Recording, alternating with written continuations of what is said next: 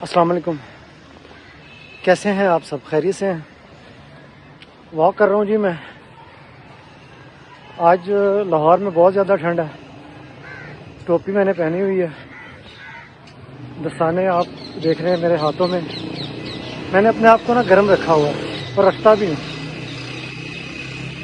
अब बताना ये था कि सुबह से मैंने किया हुआ है नाश्ता।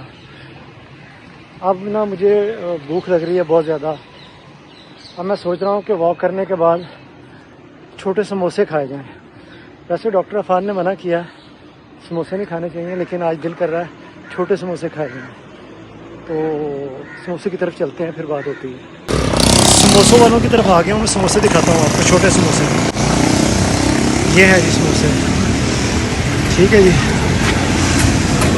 और ये समोसे बन रहे हैं, ज़बरदस्त किस्म के समोसे। और यहाँ से हम खाएंगे जी, ठीक है जी।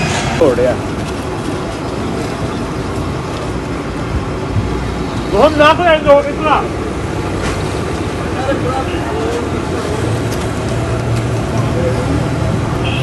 गर्मा गर्म समोसे।